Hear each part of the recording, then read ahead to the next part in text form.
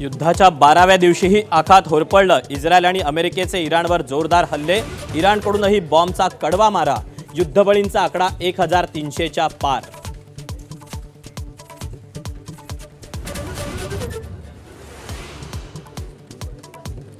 Iran विरुद्ध America युद्धामुळे राज्यभरात गॅसची टंचाई।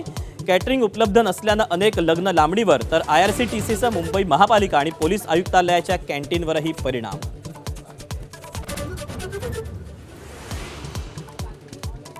युद्धामुळे शेतकरी दुहेरी संकटात। निर्यात ठप्प झाल्याने शेतीमाल कवडीमोल, तर पीव्हीसी पाईपच्या किमती वाढल्याने शेतकऱ्यांना आर्थिक फटका।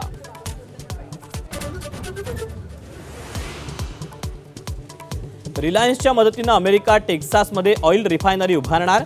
300 अब्ज डॉलरचा करार। रिलायन्सची रिफायनरी जगातील सर्वात शुद्ध असेल, ट्रम्प यांचा दावा।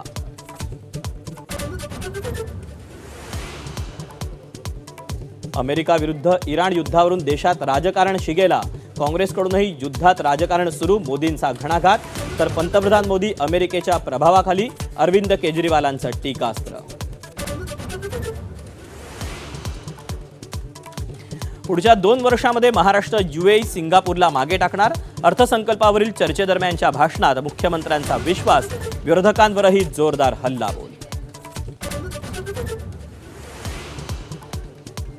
लोकसभा अध्यक्ष ओम बिर्लांविरोधातील अविश्वास प्रस्तावावरून विरोधक आणि सत्ताधारी आमने-सामने।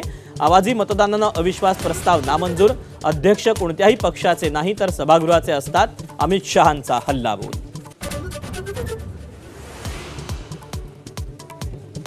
गेल्या 13 वर्षांपासून कोमामध्ये असलेल्या रुग्णाची जीवनरक्षक प्रणाली काढण्यास कोर्टाची परवानगी।